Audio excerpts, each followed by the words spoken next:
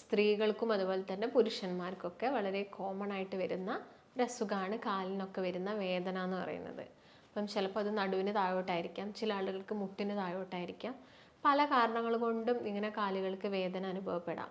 എന്തെങ്കിലും ഡെഫിഷ്യൻസി ഉണ്ടെങ്കിൽ വരാം, അല്ലെങ്കിൽ മുട്ടിന് വരുന്ന തേയ്മാനത്തിൻ്റെ ഭാഗമായിട്ട് വരാം. അതുപോലെ തന്നെ യൂറിക് ആസിഡ് കൂടി നിൽക്കുന്ന സമയത്ത് കാലുകളിൽ വേദന അനുഭവപ്പെടാം. അതുപോലെ തന്നെ മറ്റൊരു കാരണമാണ് വെരിക്കോസ് വെയിൻ എന്ന് പറയുന്നത്. വെരിക്കോസ് വെയിൻ എന്ന് പറയുന്ന സംഭവം ഇന്ന് ജോലിയുടെ ഭാഗമായിട്ടാണ് ഒരുപാട് ആളുകൾ ഈ ഒരു കംപ്ലൈൻറ്റ് വന്ന് പറയുന്നത്. കൂടുതലായിട്ട് ഇപ്പം സെക്യൂരിറ്റീസിനെ നോക്കുകയാണെങ്കിൽ, അല്ലെങ്കിൽ ട്രാഫിക് പോലീസസിനെ, നഴ്സുമാരെ നോക്കുക, അല്ലെങ്കിൽ ഒരുപാട് സമയം ഇരുന്ന് ജോലി ചെയ്യുന്ന ഡ്രൈവേഴ്സ് പോലുള്ള ആളുകൾ, ഇവരൊക്കെ വളരെ കോമൺ ആയിട്ട് പറയുന്ന ഒരു കാര്യമാണ് വെരിക്കോസ് വെയിൻ എന്നുള്ളത്. അവരുടെ ആ ഒരു ജോലിയുടെ ഭാഗം നമുക്കറിയാം. ഒന്നെങ്കിൽ ഒരുപാട് സമയം നിൽക്കുന്നതായിരിക്കാം, അല്ലെങ്കിൽ കണ്ടിന്യൂസ് ആയിട്ട് കുറേ സമയം ഇരുന്ന് ജോലി ചെയ്യുന്ന ആളുകളായിരിക്കാം. അപ്പം കൂടുതലായിട്ട് നമുക്ക് എന്താണ് വെരിക്കോസ് വെയിൻ എന്നുള്ള കാര്യങ്ങളൊക്കെ ഒന്ന് നോക്കാം. ഞാൻ ഡോക്ടർ ഭാഗ്യ, Q&B ഹെൽത്ത് കെയറിലെ ആയുർവേദ ഡോക്ടറാണ്.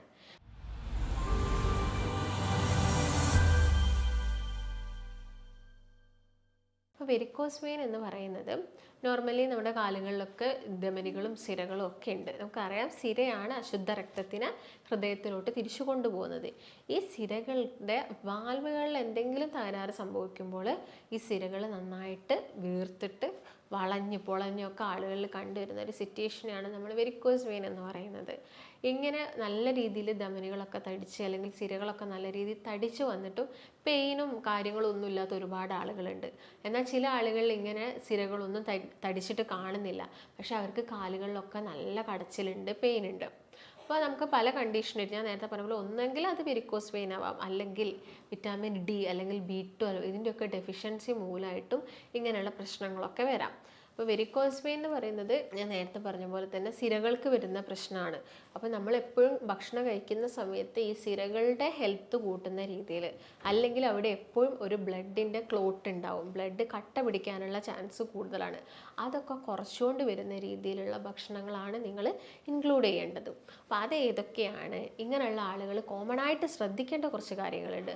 അതെന്തൊക്കെയാണ് എന്നുള്ളതിനെ കുറിച്ചിട്ടാണ് ഇന്നത്തെ വീഡിയോ. ഇങ്ങനെ വെരിക്കോസ് വെയിൻ രണ്ട് രീതിയിലായിട്ടാണ് കാണുന്നത്.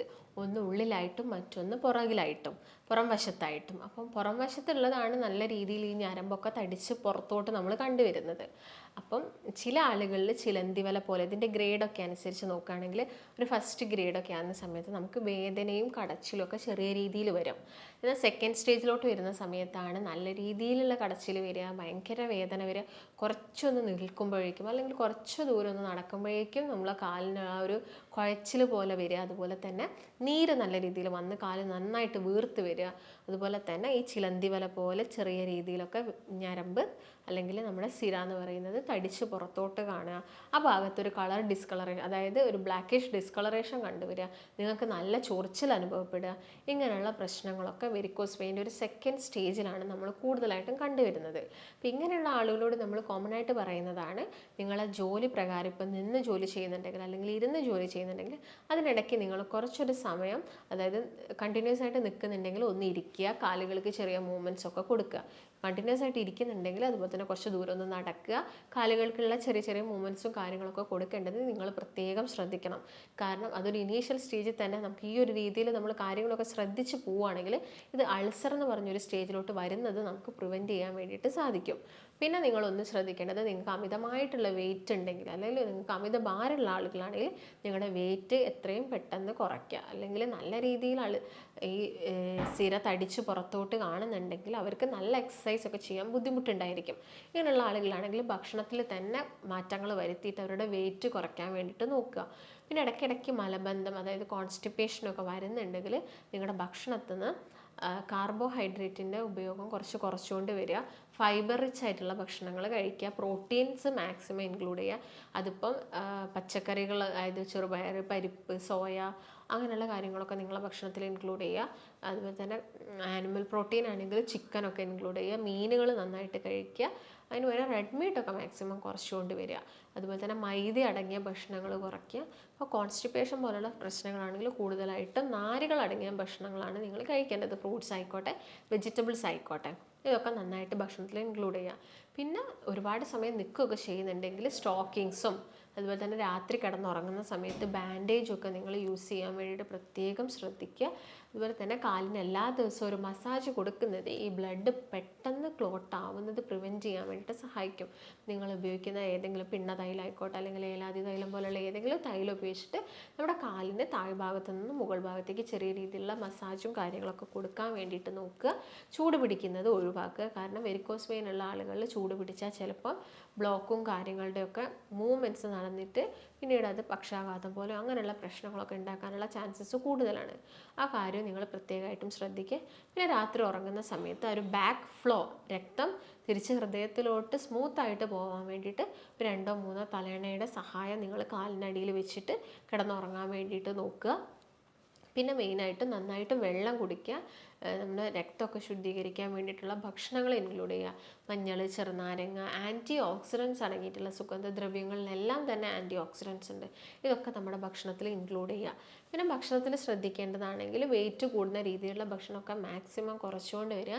ഇഞ്ചി ഇൻക്ലൂഡ് ചെയ്യുക. ഇഞ്ചി ഇൻക്ലൂഡ് ചെയ്യാൻ വേണ്ടി പ്രത്യേകം പറയുന്നത് ഇത് നമ്മുടെ രക്തം കട്ട പിടിക്കുന്ന ഫൈബ്രിൻ എന്ന് പറഞ്ഞൊരു ഘടകത്തിനെ ബ്രേക്ക് ഡൗൺ ചെയ്യാൻ വേണ്ടിയിട്ട് ഹെൽപ്പ് ചെയ്യും. അതുകൊണ്ട് ഇഞ്ചി നിങ്ങളെ ഭക്ഷണത്തിൽ ഇൻക്ലൂഡ് ചെയ്യുക. അതുപോലെ തന്നെ റൂട്ടിൻ എന്ന് പറഞ്ഞൊരു ഫ്ലാവനോയിഡ് ഉണ്ട്. ഇത് നമ്മുടെ ശരീരത്തിലുള്ള എന്ത് കുറയ്ക്കാൻ വേണ്ടി BP കുറയ്ക്കാൻ വേണ്ടിയിട്ടും കൊളസ്ട്രോൾ കുറയ്ക്കാൻ വേണ്ടിയിട്ടും അതുപോലെ തന്നെ അമിതമായിട്ട് ഈ സിരകളിലൊക്കെ വരുന്ന പ്രഷർ കുറയ്ക്കാൻ വേണ്ടിയിട്ടൊക്കെ സഹായിക്കും. ഇത് കൂടുതലായിട്ട് അടങ്ങിയിരിക്കുന്നത് ആപ്പിളിലുണ്ട്, അതുപോലെ തന്നെ മുന്തിരിയിലുണ്ട്. അത് പിന്നെ വരുന്നത് ബെറി ഫ്രൂട്ടുകളിലാണ്. സ്ട്രോബെറി, റാസ്ബെറി, ബ്ലൂബെറി, മൾബെറിയിലൊക്കെയാണ് കൂടുതലായിട്ടുള്ളത്. അപ്പം അങ്ങനെയുള്ള ഫ്രൂട്ട്സൊക്കെ നിങ്ങൾ നന്നായിട്ട് കഴിക്കുക. ഇലക്കറികൾ മാക്സിമം ഇൻക്ലൂഡ് ചെയ്യുക. ഇലക്കറി ഇൻക്ലൂഡ് ചെയ്യാൻ പറയുന്നത് ഇലക്കറിയിൽ മഗ്നീഷ്യം കൂടുതലാണ്. ഇത് നമ്മുടെ വാൽവുകളുടെയൊക്കെ ബലം കൂട്ടുകയും ഹെൽത്തൊക്കെ നല്ല രീതിയിൽ കൊണ്ടുപോവുകയും ചെയ്യും.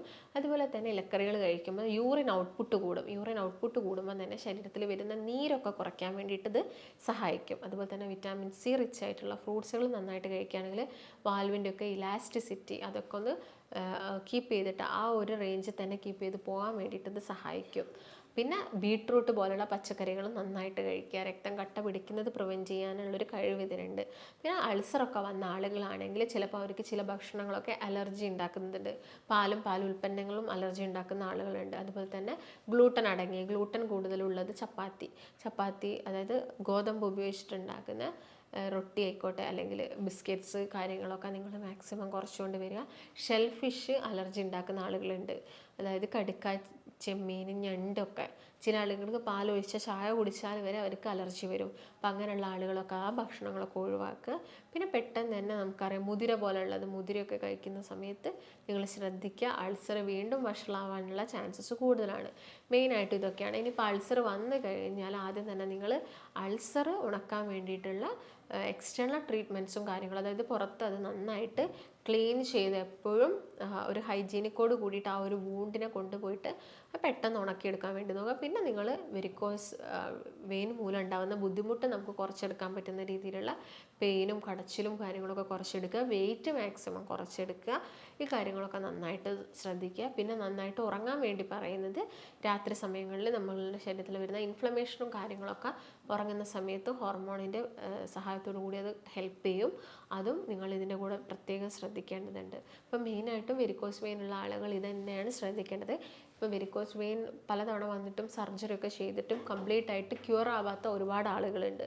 അതിനുള്ളൊരു മെയിൻ റീസൺ എന്ന് പറയുന്നത് വാൽവിന് നമ്മൾ വീണ്ടും ഭക്ഷണത്തെ ശ്രദ്ധിച്ചിട്ടില്ലെങ്കിൽ, വീണ്ടും നമ്മുടെ ജീവിതശൈലിയായി ബന്ധപ്പെട്ട കാര്യങ്ങളിൽ നമ്മൾ പോകുമ്പോൾ നമ്മുടെ പല കാര്യങ്ങളും ശ്രദ്ധിച്ചിട്ടില്ലെങ്കിൽ ഈ വാൽവിന് വീണ്ടും പ്രശ്നങ്ങൾ വരും.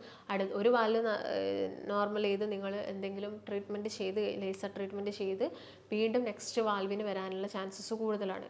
അപ്പോൾ എപ്പോഴും വെരിക്കോസ് വെയിൻ ഉള്ള ആളുകൾ ശ്രദ്ധിക്കേണ്ട കുറച്ച് കാര്യങ്ങളാണ് ഇന്നത്തെ വീഡിയോയിൽ ഞാൻ നിങ്ങളുമായിട്ട് ഡിസ്കസ് ചെയ്തത്. അപ്പം നിങ്ങൾക്ക് ഇതിനെക്കുറിച്ചിട്ട് എന്തെങ്കിലും സംശയങ്ങളോ കാര്യങ്ങളോ ഒക്കെ വരുന്നുണ്ടെങ്കിൽ നിങ്ങൾ താഴെ കാണുന്ന നമ്പറിൽ ബന്ധപ്പെടുക. നമുക്ക് മറ്റൊരു നല്ല ഹെൽത്ത് ടോപ്പിക്കുമായിട്ട് വീണ്ടും കാണാം. നന്ദി.